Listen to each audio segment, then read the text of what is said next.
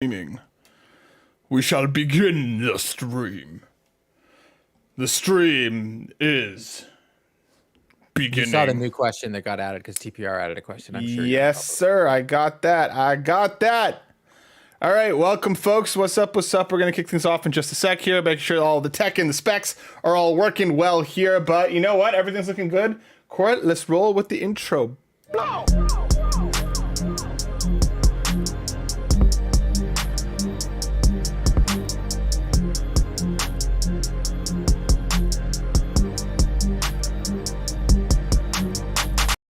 What's going on, everybody? Welcome back to the #1 PlayStation podcast made in Canada, hosted by Matt and Court, the two moist men that you can find here in Canada doing fun carpool stuff here on the PlayStation Drive on Carpool Gaming. Thank you so much for watching. My name is Matt, and I'll be your host for this fantastic Adventures events. I'm joined, as always, by the Supreme Court of Canada himself, Mr. Court Lalonde. What's up, Court? Hey, buddy. We can, Nope. Yeah. Okay. Nope. I'm gonna keep finding new ways to make it longer and to make it weirder, and we're just gonna have fun with it because that's what we do here on the PlayStation Drive. But before we do all the Court, how you doing? Honestly, Yeah. I'm all right. After this week will be over, I think I'll be better. I think so. And for everybody listening, we're going to be doing the PlayStation Drive. It won't be this week it won't be next week on Monday. I wanted to let everybody know it won't be live. It will be live. It'll just be Sunday evening. So if you want to be around, if you're not doing anything for Mother's Day, or not doing anything with your wife for Mother's Day, we'll be live Sunday evening instead. So a little schedule change because just can't. Well, it worked out. I ended up booking calls for work, so I'll be out on the road anyways. Yeah, there you go. I got dragged into work on Monday, so won't be home to obviously do it live, but we will be live Sunday evening just this week, and then we'll be back to our regularly scheduled programming. I saw Guardians of the Galaxy Volume 3, loved it, dude. Oh my God, my heart. James Gunn just took it, ripped it apart, put it back together again, over and over and over again. Love the movie, probably the best Marvel movie since Endgame, but my God, it made me cry multiple times. And for anybody who's very sensitive, I'll put a massive trigger warning. For anybody who's particularly sensitive to any form of animal abuse or things of that nature, just be wary going into it because it gets pretty dark sometimes. And man, there's a scene in that movie that just lives in my head in not a great way. And it just shivers me timbers. And I can't believe it. Matt ruined the whole movie. He got back from the movie. He sent me this long text of everything that happened. I'm telling you, I could prove it. There's a text in my phone. It has everything that happens. I won't show you what I asked or said to him. I'll just show you Matt's Okay. So you're gonna leave out the text where you said spoil everything for me, please. Yeah, exactly. But I won't have time to go see it. I won't. I want to. I wish. I look at it right now, and horizons are. I'll get to go see Spider-Man. Yes. I will get to go see The Little Mermaid because I get to bring my daughter. But a lot of these times, my in-laws are going to be away for the next 2 months on vacation. They're going to either in Hawaii now, and then they'll be in Europe. Tight. There's no way for someone to watch my daughter for me to go see these movies. No way. I get it. Yeah, no. Well, I'm glad you're going to be able to see Spider-Man. Did you get your tickets? They came out this morning. Well, so for me, I don't have to worry about that. My theater, there's not many people that go. I can get it the week of and still get tickets to go to the opener and be there on day one. It's not bad. It's not bad being up there. It's nice because similarly, now that I've moved out a little bit further out from Toronto, I hop on there, and usually when I was doing it back in my hometown, half the seats would be gone, and I'm usually on there pretty quick. I was the first one, easy peasy, rolling through, grabbing tickets this morning, so I'm all good with that. But we have to clean this dusty old garage of ours. If you're watching us on youtube.com/carpoolgaming, make sure you subscribe, and share. Hit that bell so you're notified. And guys, please leave us some comments down below. It helps us grow and reach new people. Even if it's just great show, guys, or Court looks wonderful today, or Matt, stop yelling so much. Whatever the comment is, toss them down there. All press is good press. If you have extra bucks to toss our way, head to patreon.com/carpoolgaming. Toss in bucks, outcomes, a cornucopia of content for you to consume. There's so much going on there. We just had Carpool Gaming Days not too long ago, and we announced a whole bunch of stuff. So go check all that out. And if you are listening to us on your podcast service of choice, please hit us with that review. And if you do so, leave us a wonderful review. Screenshot that. Come into the Discord or head to Twitter. There is a pinned tweet on Carpool Gaming. You could win a copy of Final Fantasy 16. Court and I are doing a giveaway when that game hits. All you have to do to be entered is drop us a review. We appreciate all of you very, very much, because on this week's show, we're going to be talking about Metal Gear Solid. We're going to be talking about the PS5 Pro. We're going to say goodbye to PixelOpus and so much more. So strap in, because we about to kick things off, just like we always do when I go to court. And I have a curiosity. Court, I have so much questions in me, so much things that I want to ask you about. For example, what is your nose care routine? For example, just how long did it take you to frame that specific Batman poster? Just like, what's been on your playlist lately, my friend? Well, I finished Jedi Survivor. Nice. It is the quintessential, the best Star Wars video game I have ever played. Better than KOTOR. It's the best. And it was interesting. I was having a conversation with Brian Eck in our Discord about the game, and he's really enjoying it. And there's a lot of things going around how Redfall is getting bad reviews, and a game like Jedi Survivor, which had a lot of issues at launch, even after the patches still had issues, and people are still giving it great reviews. And I think, besides the Star Wars bias, which is a real thing, it's because the story of this game is phenomenal. Ooh. And as a fan of Star Wars, I have to say it's a must play. It is canon. It continues everything. There are so many awesome surprises, so many callbacks, so many Easter eggs, so much of this game that I swear to God, it could run at 20 FPS. I wouldn't give a darn, because it's that just awesome to play. The combat's great. Even after the patch, it's a little bit better. I just played on quality mode just so I could have lock 30 FPS. I had zero issues with it. And okay. I will say this. I am a huge DC fan, and the 30 FPS and everything for Gotham Knights stood out more because I was so mad about the story. So it just proves that if the game has got a good enough story, and that's what we play the game, as long as the game's good. Like, so for Redfall and Starfield, like for Starfield, if the story's good, regardless of how the game plays, it'll be good. But if it's not, be issues. So I have started another game. I have played just about an hour of it. Okay. It is, and it's because of someone in the chat, as always, is Mr. Nagachaka. Oh. Yeah, no. I've played games since you've recommended, but Nagachaka has been bugging me to try Resident Evil. So I played the demo of Resident Evil 7. And the last Resident Evil before that was Resident Evil 1, which was on the PlayStation 1. So with tank controls and such. I played about an hour.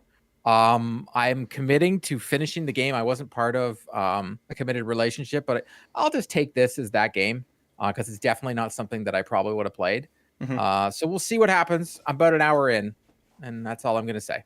Yeah, I rented Resident Evil 2 from the library, actually. It's on sale right now. You can get 2 and 3 for $18 on the PSN. Yeah, no.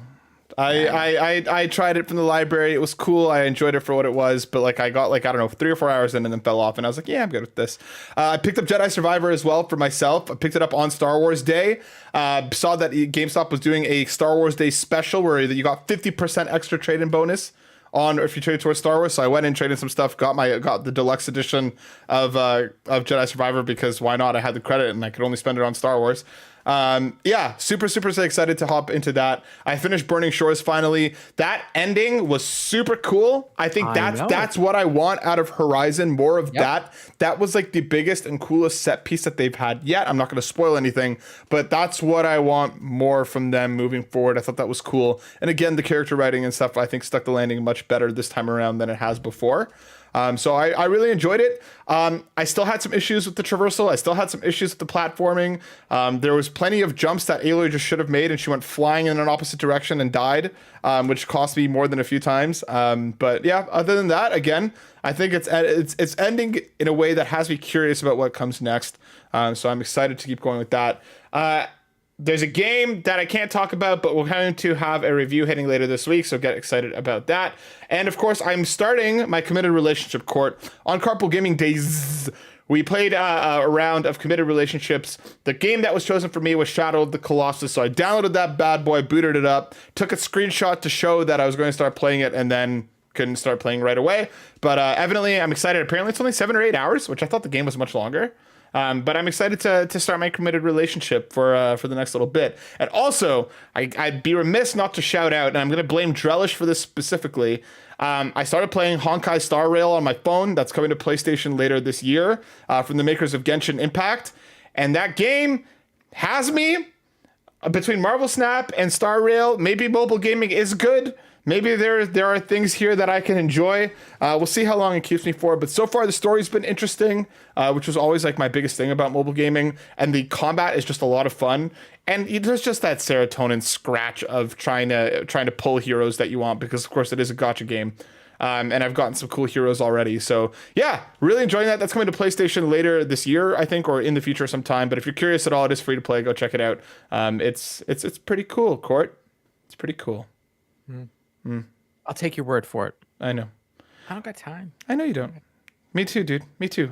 Like, sorry, Jedi Survivor, after Shadow, it's going to be Jedi and Zelda, and then it's going to be, there's so much more to do, you know. Not playing Zelda, so don't worry, everybody. I will not ever be talking about that game.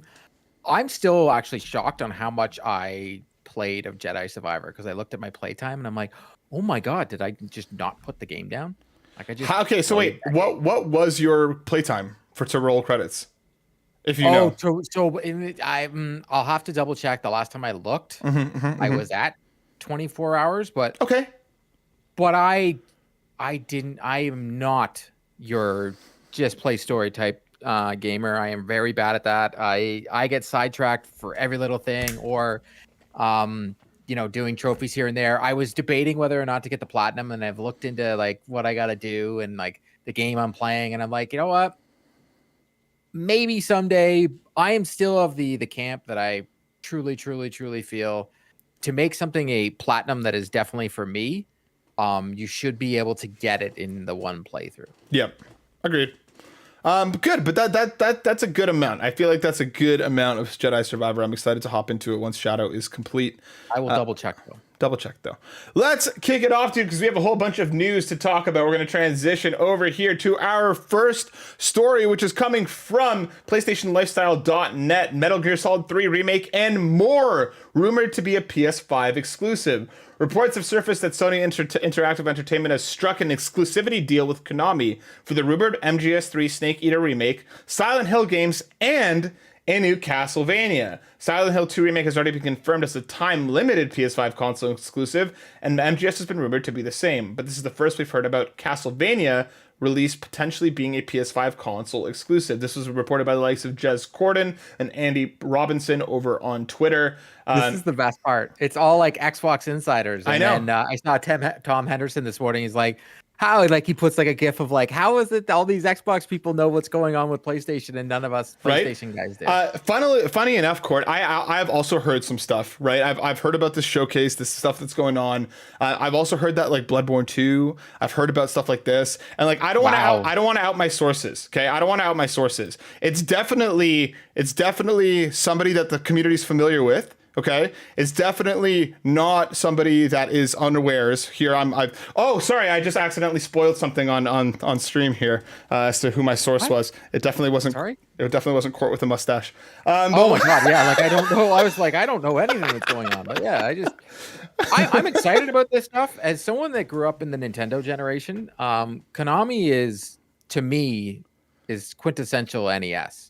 I know eventually it became part of the PlayStation 1, which is fine when you think about it. The original PlayStation was supposed to be a combined Nintendo, PlayStation, Sony console. And it just, man, if only we would have got that. Think about it. We would have PlayStation games and Mario and Zelda all in the same. Oh my God. That sounds fantastic. But we didn't get that. I am very excited about Metal Gear Solid 3. I am more probably excited about a possible Castlevania game, probably the most out of the other thing. And then I hope, like, hey, give me Bayou Billy, give me something, go back to the old school Konami, give me Blades of Steel, give me all of it. I am all about just give me games that are fun and that I regardless whether they're old or remakes or whatever, just give me good games. We're so like pent up and saying, I want brand new IPs. I want this. I want that. And then when we get these new IPs, 9 times out of 10, they just suck. Like, let's be honest, they just suck. And then, we're like, oh, we want this, we want that. Like, well, it's true, man. It's so true. Like, I just want, like, you know what? It's just like I look at Warner Brothers and I'm just like, they go out and they make Gotham Knights and now they're making Suicide Squad. Well, guess what? You know what I would really want? What would you really want? What? I just want another Batman game. I don't care if other people are fatigued from it because guess what? The damn thing will sell. It will sell. Give me another Batman game. You know what, Sucker Punch? Make me an Infamous game. You know why? It'll sell. It will sell, but we've also had a lot of cool stuff on PlayStation. That's an IP. Ghost of Tsushima? You wouldn't want... It's amazing. Horizon Zero Dawn. You know what? Sometimes it works out, but, on Sony so far, but I have a funny feeling we're about to have a dry spot because they're about to put all those live service games out. And I'm going to go out on a limb here. And out of those 10, maybe 2. Even the Horizon one looks... Whoa.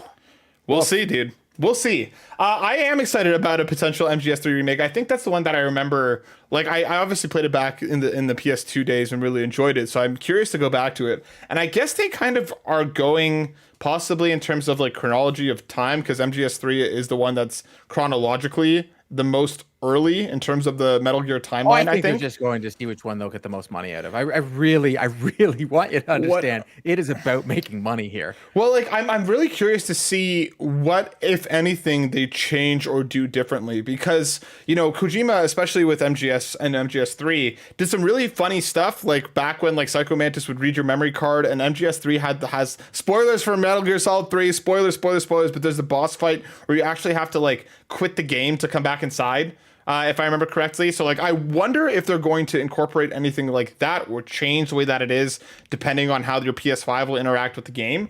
I can't say that I'm surprised that any of this. Castlevania, I'll say, is the one that I'm most surprised about, but Metal Gear Solid or Silent Hill being exclusive to PlayStation, isn't that shocking to me? I feel like they've always been. No, like, none of this is shocking. Sure, Twin Snakes. None of this is shocking. It shouldn't come as a shock at all. No, none of it. I mean, the last PlayStation exclusive Metal Gear that we would have had out the gate, right, was like what, Twin Snakes, right? Like that was on GameCube. So like I'm not really surprised that people online are saying, "Oh, look, Sony's crying about it." Was that multiplayer Metal Gear? Was that PlayStation exclusive? The horror one that was really bad, Survival. I don't even. That's just kind of fallen out of my memory. Yeah, I just completely forgot that the thing existed. But yeah, like I'm curious to see more. Like there's a lot of rumors that these are going to be shown off to some extent at the PlayStation Showcase, which obviously rumors continue to heat up and we're hearing more and more about it. So let me ask you this then, Court, because you said that a Castlevania would be the one that you're most excited about. What would you want out of a PlayStation exclusive Castlevania? I want it side-scrolling. You want side-scrolling? I 100% want it side-scrolling. I want it in like the art design of the 8-bit that we've seen a lot from a lot of studios. I want it just to look like a Castlevania game. Like that, it sounds stupid, but I just want a Castlevania. I don't want it like third-person view. I don't want any of that.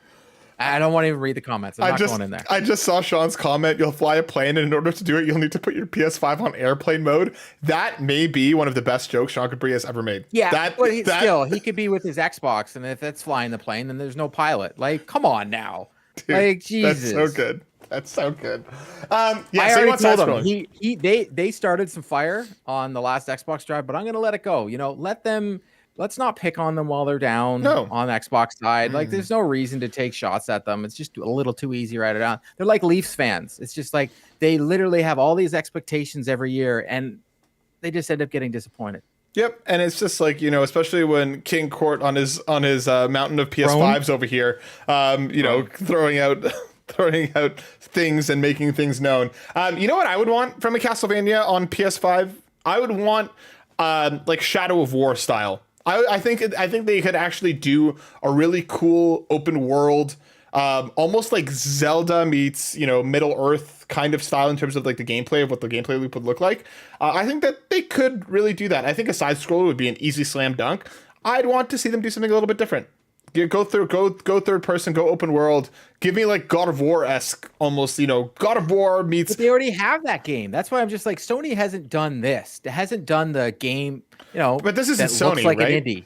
It's Konami. Yeah, it's Konami, but it's going to be on Sony. We haven't had that game. We've got God of War. We've got Ghost of Tsushima. We've got Horizon. We've got all of what you just said. We literally have that already. I changed my answer. Give me something like Xbox. One thing that I really love this year, well, I love the look of it. I just fell off on the game, was Hi-Fi Rush, because it looked different. So it went to that old school look. So give me something different. You know what? Give me the art style from the Castlevania Netflix series, which was phenomenal. Give me that game, side scrolling. Yes, dude. Give me that game. What I want is I want a VR game where you could actually like use the whip and stuff. I think that'd be cool. I changed my answer. It sounds almost like did you hear that guy over at Warner Brothers talk a lot of nonsense about like they have IPs and they have all this, but the way he described this possible Superman game sounded like a VR game. He kept calling it an experience. I guess we'll find out. But we will definitely keep you folks posted on all things PlayStation Showcase as we learn more, because it seems that end of May / beginning of June is heating up real quick. On to our next story, coming from Insider Gaming, written by Tom Henderson. PlayStation 5's hardware timeline to holiday 2024. We got a bunch of information here regarding new PlayStation hardware, including Project Leonardo, which we already know about, being their highly customizable accessibility controller. He doesn't really speculate too much here, but going on to say that expected release date is Q4 2023, so it does seem like it'll be end of this year, beginning of next year, kind of, by the end of March at the latest. A new PlayStation 5 console expected in September of this year. That's the one that is supposed to just have a detachable disk drive that you can plug in and plug out. Which makes sense. To be totally honest, it just makes sense. You could buy, they'll sell those disk drives because they'll have the PlayStation collectors that just want to buy it, who already have the digital, and they're like, oh, I should just buy this thing. It's going to happen. It's going to happen. Like, this doesn't surprise me whatsoever. What I am curious about to see is what the price point will be for this thing, and how, like, will it just be priced at the digital level? You know what I mean? Like, is that where it's going to land? The digital in Canada right now is $4.99, right? Maybe. Yeah, I think it is. I think it's $4.99. Maybe. Because the console itself was $5.79. Hold on. The hardware, the disc bundle, I think it's like the disc is $6.29, I think. Okay. So digital is Jesus Murphy. $6.69. What? And then the disc is $7.29. No this way. Is on Walmart.ca. That doesn't make any sense. That must Amazon, be resellers. Way yeah. better. Hold on. $5.99. This makes way more sense. Okay. $5.99 on Amazon right now for God of War Ragnarok digital bundle. Okay, that makes sense. So that makes way more sense. And the $6.49 for the disc version, that makes sense. Okay, so here's your two price points. I would think you have to come in at that $4.99. Everything becomes cheaper whenever they make these new consoles. That's the whole point. Like, we looked up the PS5 Pro, and we'll get into it, but I looked up the numbers, and they say that the PS5 Pro made up about 20% of sales. PS4 Pro. Total sales. PS4 Pro made up 20% of sales. That's huge. So if they bring out the PS4 Pro, PS5 Pro, Jesus. Right. Sorry, I keep doing it. If they do that at, your $699 or your $649, people will still buy it, because you know what they're going to do? They're going to trade in the old console to get that one. That's exactly what I did with my PS4 to get to the PS4 Pros. I traded in my base model, and GameStop actually had a really cool thing where you could get the PS4 Pro, bring it home, do the data transfer, and then bring the PS4 in. But okay, so let's keep going with this, because I have a question I want to ask you. We got new audio hardware, which is them working on 2 wireless audio devices, Project Nomad, wireless earbuds, and Project Voyager, wireless headset. Expected to launch by end of fiscal year 2023, so again by March 2024. The Q-Lite, which is that handheld streaming device, which only Nagachaka is excited for, again expected Q4 2023. And Drellesh is excited too. And the PS5 Pro, of course, is reportedly still in development, with dev kits going out to developers in the next couple months. That is expected Q4 2024. So let me ask you this then, Court, because it seems like we have a bunch of PlayStation hardware coming in the next little while. Does this new discless PS5, along with the PS5 Pro, does that become our 2 new SKUs? Do you know what I mean? Are they going to get rid of? Are they going to get rid of everything? Same as last time. If I remember correctly, the only reason we got another PS4 is because they released Spider-Man. They did the Spider-Man edition, right? They did a Spider-Man edition, and I think a Destiny 2 edition. Something like that. And I think that's what they'll do, but they would only have to do the plates, right? Like I'm really hoping Sony does what they're doing with Final Fantasy 16. Did you see that? They just did plates. Yep. Like, oh my god. Finally. Yeah. Like, can you just bring them to Canada? I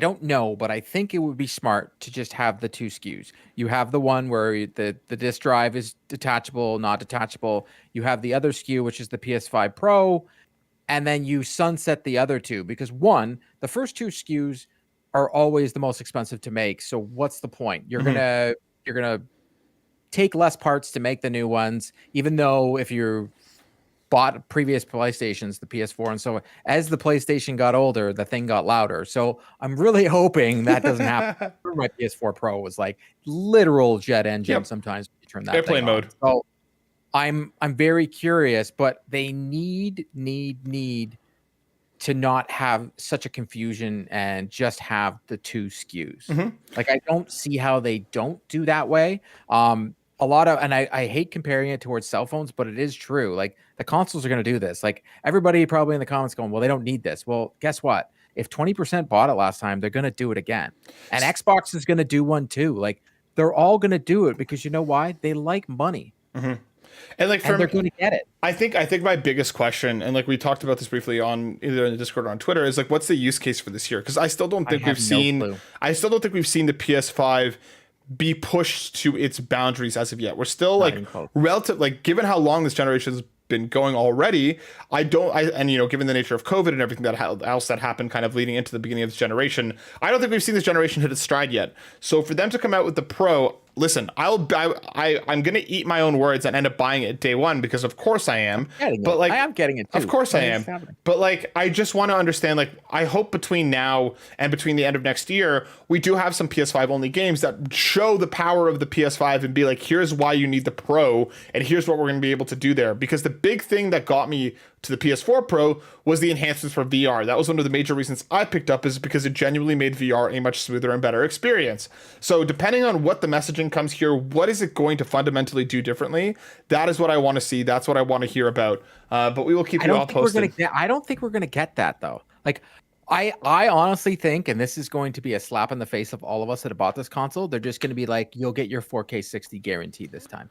And they'll literally be like, this time. We know we told you this before, but we promise you, if you buy it this time and you play that PS5 only game and only on those games, you will get this. And they'll probably even throw in, they're not going to be like Xbox, who said that all their first party was going to run at 60 frames per second and then totally did not happen. Nope.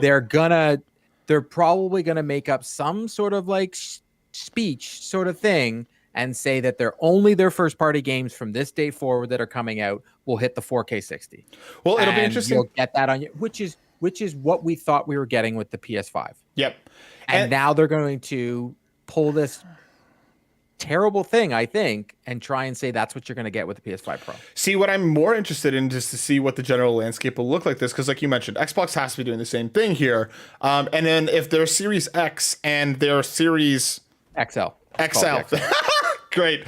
The Series XL become the new kind of SKUs for them, and they let the Series S go by the way of the dinosaur. We should. Well, we might actually start to see that kind of overall benchmark raise, because from what we've seen and from, you know, Scuttlebutt online, the Series S does hold a lot of third-party stuff back. So I'm curious to see how this is all going to coalesce and how it's all going to come together. Yeah, the Q-Lite, again, we've spoken about it already, but this thing does nothing for me. The audio stuff sounds interesting. Like I'm curious to see it, because the PS5... I wouldn't be shocked that those earbuds come with your PS5 Pro. No way, dude. You'll get like a 15% discount, maybe. Yeah. Come on, man. No way. No, come on. But yeah, I'm curious to see that, because the PS5 headset is genuinely great. But let's keep this train rolling, my dude, because over the weekend it was Free Comic Book Day, and Marvel had announced that a Spider-Man 2 prequel comic was announced for that. It was only available in the States. Here you can see the cover. It's coming to Marvel Unlimited for free sometime in the future. So hopefully when that happens, I think they did announce that it will also be coming to Canada. I've read this thing already. You can find it online if you go looking for it. I went on LarzaGaming.net has a spoiler article on it and talks about the enemies that get introduced and so on and so forth. I don't want to spoil it for anybody. Nope. I hope some of that is in the game. Me too. I really hope so. You go on the Spider-Man subreddit and you'll find it. It's not difficult. I found it and read through it. Some fantastic folks are already uploaded it there. And then buried in this as well. And also, I just want to shout out the fact that the thing that made me laugh really hard about this is the very back cover is that same screenshot of Pete and Miles that we've seen everywhere for Spider-Man 2 with them standing there looking at the camera. So they found another way to incorporate that screenshot into marketing. I love it because it makes people so mad at this point. And buried in this as well was the official announcement that Spider-Man Remastered will finally be available for a standalone purchase. The game is going to be $49.99 if you have any of the editions of the PS4 Spider-Man, including physical or digital only, or the Game of the Year edition. You can upgrade to Spider-Man Remastered on PS5 for $10. Court, tell me what you think. I think that the fact that they took this off PlayStation Plus and now that are selling you the game again is the most Nintendo thing Sony has ever done in the history of Sony. It's just, I honestly find this to be underhanded and terrible. I appreciate the $10 thing, but the fact that they're literally going out there, because if you bought the Miles Morales Deluxe Edition, you ended up getting the digital version of this game for free. Mm-hmm. They had Spider-Man on PlayStation Plus. They took it off PlayStation Plus, and we thought it was because they were going to be doing it. No, it's because they're bringing the game back out to sell it again. Mm-hmm. That's what they're doing. And then next year, they're going to be like, around this time, they're going to be like, and PlayStation 5, PlayStation Plus for this month, you get Spider-Man on PS5. And you're going to be like, are you kidding me? I think it's going to be worse than that, dude. I agree with you entirely. Like, we kind of speculated that, like, maybe this is them finally getting ready to bring the remastered edition to PlayStation Plus. And instead, like you mentioned, they're making you pay for it all over again. I genuinely think that, like, if Spider-Man 2 is coming in September, I really think it's going to be like August or September that they're going to drop this onto premium or extra.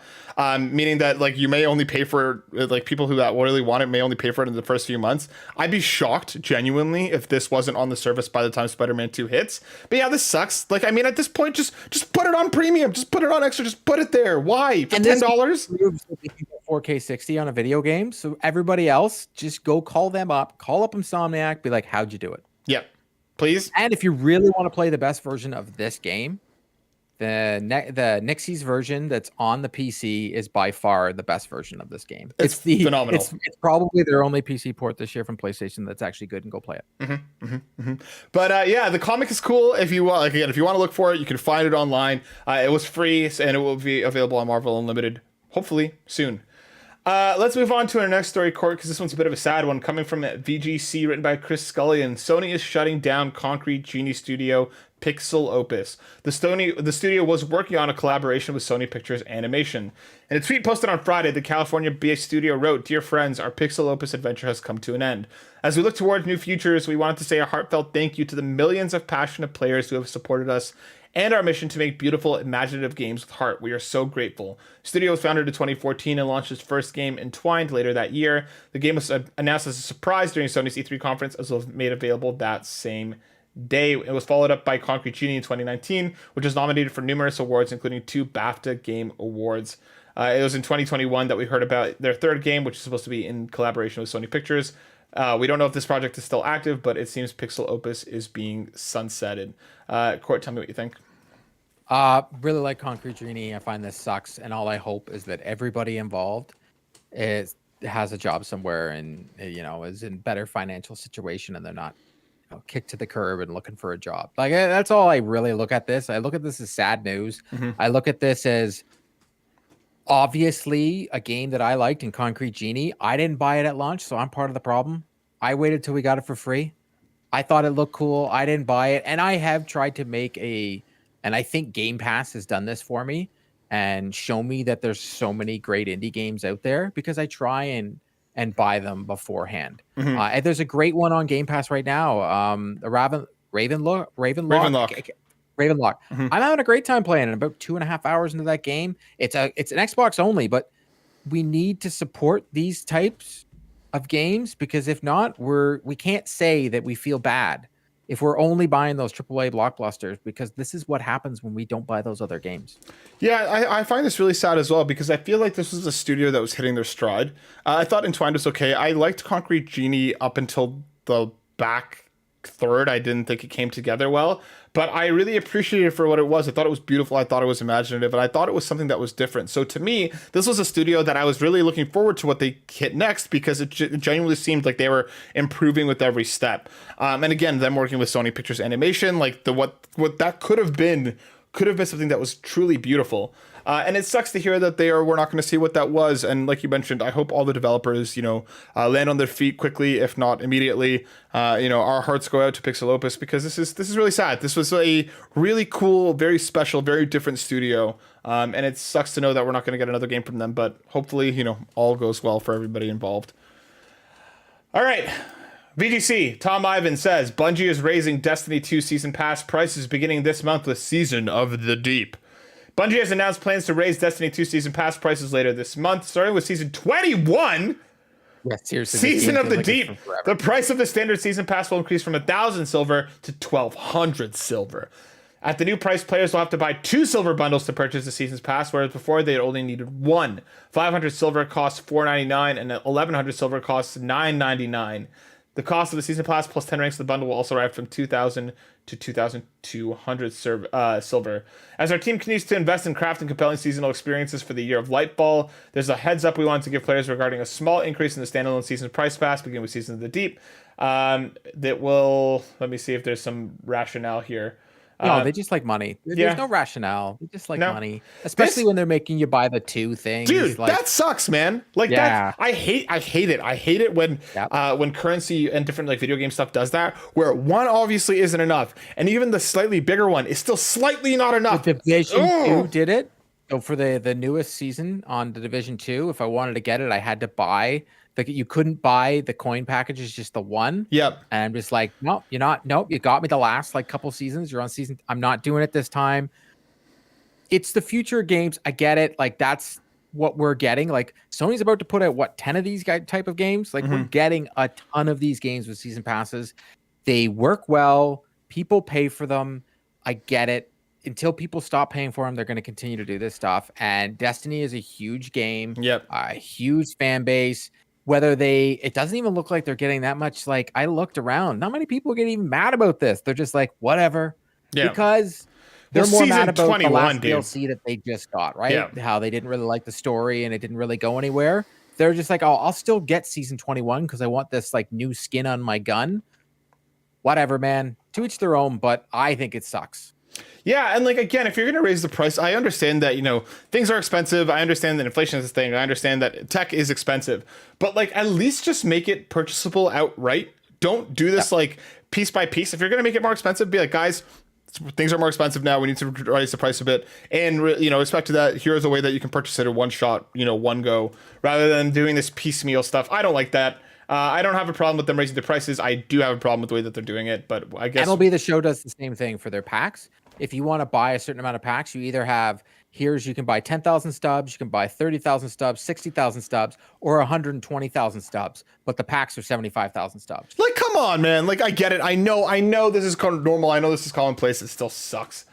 Our last news story to round out, coming from Insider Gaming, written by Grant Taylor Hill. PS5 sales ahead of Xbox Series X and S by 15 million units. In a detailed breakdown posted by VGCharts.com, it was revealed that to date, PS5 sales are ahead of Xbox Series X and S by a whopping 15 million units. In the last 12 months alone, PS5 sales performance have allowed the gap to widen by almost 9 million sales. It was revealed through the numbers that PS5 has a 62.7% market share amongst the current generation of home consoles, with the Xbox Series X and S boasting a 37.3% share, which represents a sizable drop year over year. I mean, like, for me, I can't say that this is surprising. I'm surprised it's not a wider gap, to be blunt. If anybody has still not seen the Kind of Funny X-Cast with Phil Spencer, go check that out. It is surprisingly honest, and I was expecting some soft answers, some easy questions, and they really went at it. But I disagree with Phil. I actually agree with Donnie Reese. So I 100% agree with Donnie Reese. So that's what I mean.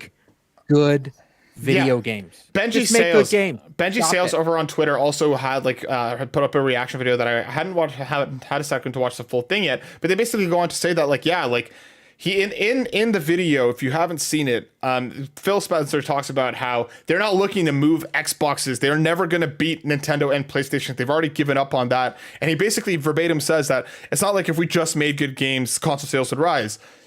Yes, they would. I 100% agree. If you look at PlayStation and if you look at Nintendo, why do people buy those? It's the games. It's the games. It's the games. And why did a lot of people switch? Like myself, I went out. I had an Xbox One and I got rid of it. I played Sunset Overdrive and never touched that console again. Mm-hmm. The Xbox Series X came out and I was very curious about Game Pass, and I got a Series S first, and then I hopped on Game Pass, and then I played Gears, and I was like, oh my God, I changed my S for an X, and I got a Series X. Mm-hmm. And I was like, this is amazing. And I'm like looking at all this great games that are going to be coming out. And then they kicked me in the teeth. That's the way I feel like it, but with Xbox this year. They're just like, hey, we gave you this amazing console, great controller, great ecosystem, but we're not going to give you any first party games that are actually you even give a rat's patooey about playing. Like, that's, to me, I didn't want to swear there. That's the dad out of me. But it's just, I was disappointed, and I have been disappointed. I don't want to see another controller. I don't care. I don't care that you are making a controller out of recycled plastic. I don't care that you've got this Moon controller. I don't care. Mm-hmm. I just want some games. Give me some good games. Don't give me another Redfall. Don't give me a game where the NPCs and they're just not even moving and you go kill the enemy over in the corner. Like, it just looks like you're just going around in a dead world. Mm-hmm. Some people are having a great time, but that's not good enough. That's good enough for Game Pass. I want better games. And Sony right now is giving me better games. They've given me a DLC that is better than 80% of the games that Xbox has released this year. A DLC that is better than 80%.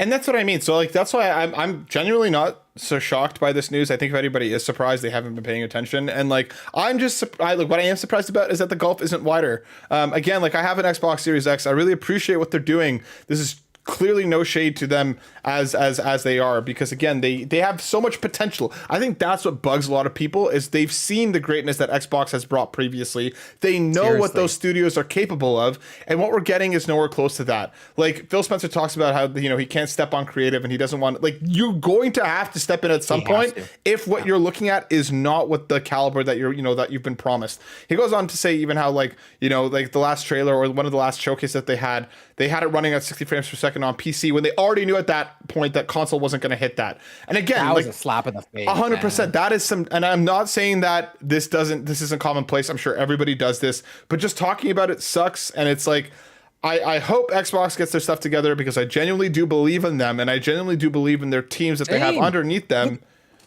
Look at the Xbox 360 generation. I have this poster over the thing, and a lot of people are like, oh, it's my hit on Xbox. I bought this from Xbox, from their store. Mm.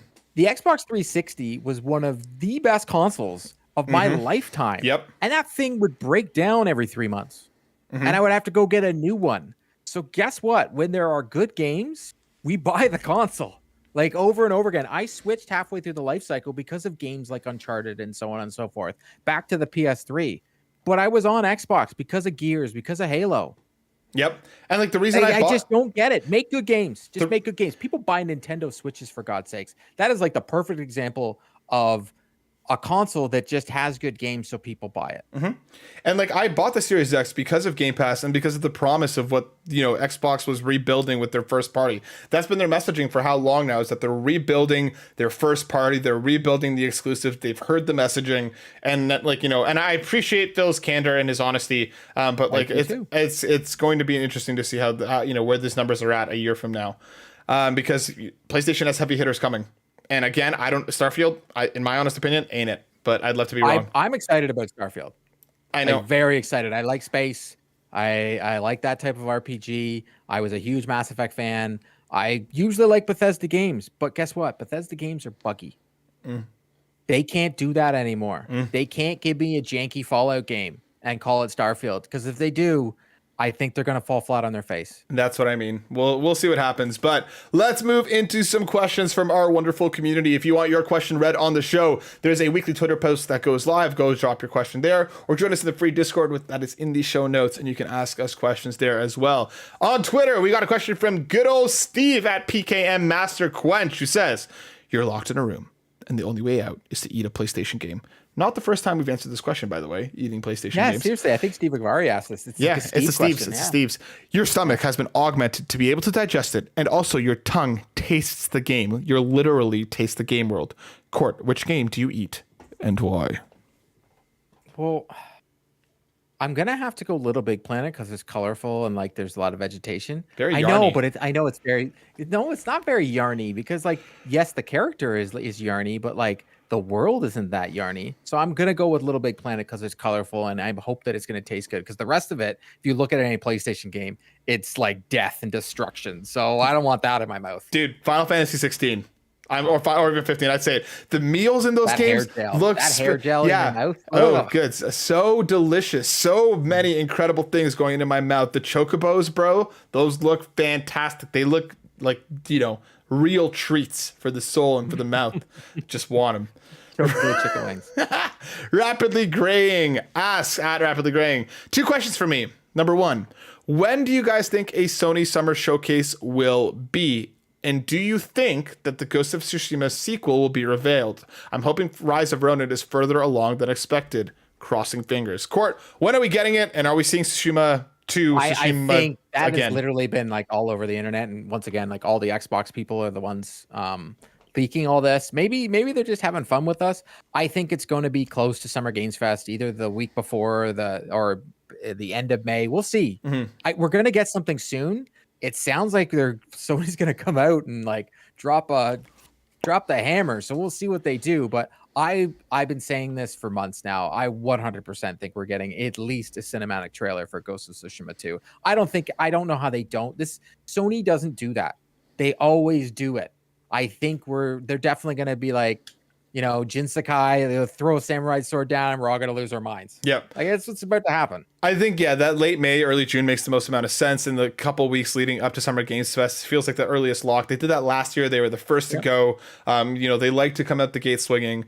And by all accounts, it sounds like Nintendo might not be doing much. We know Xbox is going and PlayStation definitely wants to get in before them. And by all accounts, it sounds like this showcase is going to be the huge one that we've been wanting and asking for.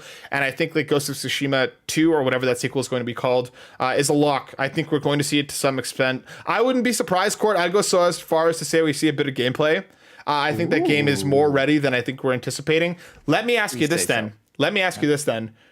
Do we get a date or a window, or do they leave it completely open? Nope. We get nothing. No, that's something they don't do anymore. And I don't think I am honestly at this point tired of developers giving us dates and windows and not hitting them. Just show it to me and let me figure it out in my own head. Don't raise expectations for something that probably won't happen. I think we'll get 2024. I think that game is next year, and I think we'll at least get the year. I don't think we're going to get anything more specific than that. But if they can do Jedi Fallen Order, Jedi Survivor in 4 years, I guess anything's possible. Respawn just made I wouldn't call it a masterpiece because it's still buggy, but the story's a masterpiece. There you go. Edward Varnell at the Boss Russia Network at that retro code asks, have you ever felt that your favorite genre on PlayStation was falling away in popularity, but there was one game that brought it back? Do you think another console has taken it away and evolved it or made it more popular? So do you think your favorite genre faded away on PlayStation or possibly got better because of a game, or is it stronger somewhere else? No, because for me, the only thing that I think is faded away on PlayStation is the FPS of their first parties. With regards, I think PlayStation is the reason that single player story driven games are still here, and the fact that Respawn was allowed to make Jedi Fallen Order way back in the day because they were just like, we're doing only multiplayer games and everything, because the fad or what everybody wants to do is always 5 years behind. Like Sony's bringing all these games coming soon. I'm like, oof, I feel like they're 10 years behind when they should have brought them out. But the single player games, they do them so well. They're literally the standard on how you make a single player story driven game. I'll see people every day saying they're tired of seeing them, but the sales tell me different. Everybody's always like, I don't want to play these games anymore. And then they end up playing these games. Yeah, for me, like, I mean, RPGs have always been my kind of, my home away from home. And I mean, like, that on PlayStation is probably stronger than it's ever been. I do think that, like, the likes of Persona and the likes of Final Fantasy have kept these things strong, if not the strongest they've been. Tales of Arise was a huge hit the first time that series hit the way that it did. And all these things are on PlayStation, and a lot of them started on PlayStation or sell the best on PlayStation or, have exclusivity there. I'm very, very happy with RPGs on PlayStation. Yeah, but I did like Killzone, and I want them to go back to those type of games. Yeah, I like that game. No, I'm with you. I want nothing more than strong single player narrative focused FPS on PlayStation. And again, like, I think we are building back towards that. So I'm hoping we get something like that soon. On the Discord, Stingray X just says, hashtag the #1 PlayStation podcast that is made in Canada, hosted by Court and Matt from Carpool Gaming. Love that. Thank you for the support. Nagachaka asks, in the classic Nagachaka style question, what's the greatest survival horror game remake and why? Is it Resident Evil 2? So I've been playing it for an hour. I've been playing Resident Evil 2 Remake. I popped a bunch of trophies. I am 100% not going to be platinuming this game, but because of Nagachaka, I am going to finish this game. Okay. My only thing I will say, my first impressions of it, I'm not racing back to play it. Okay.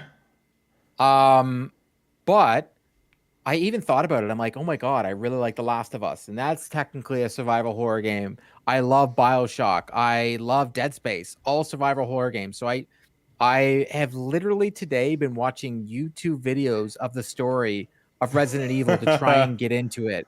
I'm playing as Leon right now. Nice. And I don't care for him.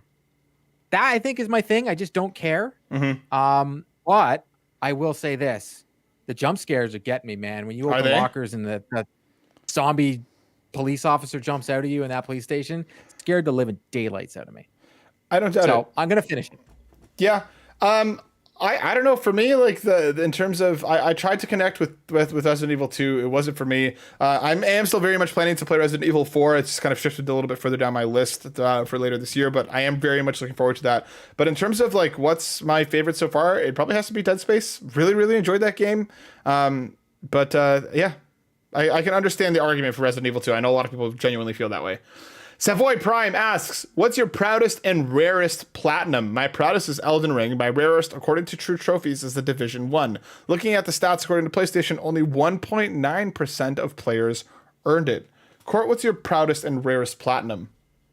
So I would definitely, my proudest platinum would be, I think it's Assassin's Creed Odyssey. Yes, that's the one where we're in the Greek islands. It's definitely Assassin's Creed Odyssey because it took me forever. Mm-hmm. I did everything in that game. But I really loved Cassandra as a character and I just couldn't stop playing the game. And then I looked it up. My rarest trophy is I play the NHL series, and I guess no one else did originally in the PlayStation 3 era. So that's a lot of my PlayStation 3 trophies from NHL like 13 and all those really old NHL games. They're all extremely rare. I honestly think if you played in the PlayStation 3 era, as much as maybe PlayStation fans don't want to admit this, Xbox 360 was the more popular console. So a lot of the third-party games, people played it on the Xbox 360. So if you played any games like BioShock and all that, a lot of those trophies are rare. There you go. Not everybody was on that console. But yes, 100% my favorite platinum, because I love the Assassin's Creed, is Assassin's Creed Odyssey. Nice. I think for me, my favorite platinum is my Persona 5 Royal Platinum, just because I really wanted to get it. Murphy. That's like 400 hours. Persona 5 Royal is not bad. Compared to Persona 5 base, Persona 5 Royal is way easier. I still really enjoyed getting it. I think my rarest, just by kind of quickly looking, I only have 9 platinums, Court. I'm not a trophy guy. I'm not one that hunts these things. But just kind of quickly looking, I think my rarest is the Rocket League Platinum, which is an ultra rare 2.7%. Because again, I fell down the Rocket League hole pretty steep. Okay. Taylor at TPR, aka Trevor, what's up? Welcome back. Says, welcome to week 1 of my personal challenge to get mega involved again with Carpool Gaming. I'm submitting a question every week on the week for every show as long as I can. Let's see how long you get. This is week 1. Week 1, the PlayStation Drive. As someone who's never played a Metal Gear Solid game, should I wait for this rumored remake, or should I start from the top and check out the OG MGS1 on PC? I would say wait for the remake, because I found all these remakes just are so darn good. Mm-hmm. So I would just say wait for the remake, because some of the games don't play that well anymore. If you go back and play the old ones. Yeah, I think trying to get into MGS is a tough sell, honestly. Just because the games are all linked in some cases, but like the timelines are all messed up and it's very, very, very complicated. I think waiting for the remake is probably your best bet because that's, again, will be the earliest game in the chronology of Metal Gear Solid as far as I'm aware. So at least you'll be able, it won't be the most accurate. I'm going to Google this for you. Thank you. I don't think it's the most accurate representation of MGS just because, again, like when I think of MGS, I think of like the tight corners, the hallways, the building. Well, MGS3 is obviously set out, outside. If you are at all curious, though, I'd tell you to check out Twin Snakes. Find a GameCube emulator. Dolphin is great. All right. And play Twin Snakes because I think that's the most representative of what MGS is. Metal Gear Solid 3 Snake Eater. Yeah. Okay. Okay, that'll be first. Then Metal Gear Solid Portable OP. Yeah. And then Metal Gear Solid Peace Walker. Peace Walker, yeah. And then you have Metal Gear Solid 5 Ground Zeroes. Okay. Then you have Metal Gear Survive. Then you have Metal Gear Solid 5 The Phantom Pain. I love that game. Like, that was just so good. That's a great And then game. you have Metal Gear, which is their very first one that I ever played, which was released in 1987. Yes, I am old. And then you have Snake's Revenge. Then you have Metal Gear 2 Solid Snake, released in 1990. And then you have Metal Gear Ghost Babel, released in the 2000s, set in 2002. That's your chronological order. I don't want anybody ever complaining about Kingdom Hearts again when Metal Gear Solid exists. So okay? I will put this, I'm going to copy and paste this and put this in our Discord so that all you PlayStation people and, possibility of this being announced, you now know the chronological order for Metal Gear. Yep. Yeah, I don't want anybody complaining about Kingdom Hearts anymore, okay? Metal Gear Solid is a giant mess. You know what? No, that's incorrect. Nope. You can complain about Kingdom Hearts. I have played a ton of these games and they make zero sense. Zero. Kingdom Hearts makes more sense than Metal Gear. Drellesh asks, questions for the show. What makes Survivor your game of the year so far, Court? If you compare it to Ragnarok, are there any similarities? Ragnarok did a great job summarizing what happened in the previous game to bring the player up to speed. Does Survivor do something similar? I'm going to pause there. He has more, but give us that. Survivor is better than Jedi Fallen Order. And I truly think the reason why is Jedi Fallen Order was almost like a proof of concept. They were trying to prove a point. EA was like, we are not making single player games anymore. And Respawn's like, we're going to make one. Not only are we going to make one, it probably would have won Game of the Year if it was able to be nominated for Game of the Year that year. And then by the following year, it was a little hard for it to still get the win. Mm-hmm. But this has a way better story and more Star Wars story than the previous. The Jedi Fallen Order was more action packed. The story was there, but it wasn't as developed. Okay. This one is more thought out, more developed. And like I said, because it's now canon, because they brought it into the Star Wars universe, that's how much Disney liked it, that there is a lot of, hey, go look at this little thing. As a Star Wars fan, you're like, oh, that it gets you. So does it do a good job of bringing players up to speed? Because it's been a minute since Fallen Order came up. Does it give you a good way to remember everything that happened? Okay. It also does not do a thing that I can't stand that video games do it. Your character does not, for some reason, suffer amnesia and forget how to do everything he learned in the previous game. Nice. Any similarities to Ragnarok? No, because they're... Well, you know what? Here's one. You can throw your lightsaber. Nice. You know what? But Ragnarok is a father-son...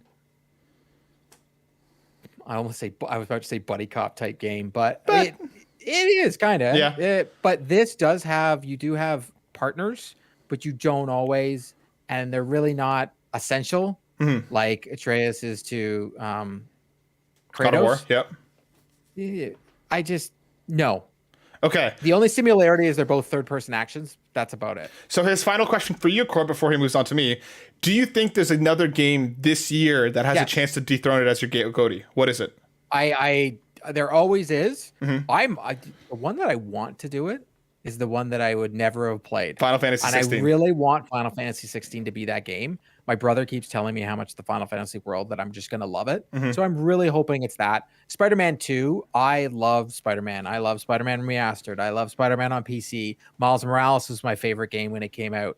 Probably Spider-Man 2, but anything's possible. I'm I'm gonna play a bunch of different games. Heck, it could be Starfield. Who knows? Dude, if we cut to the end of the year and we're arguing between Jedi Survivor, Spider-Man 2, and Final Fantasy as one of the best games of the year, my God, I'm going to be a happy camper.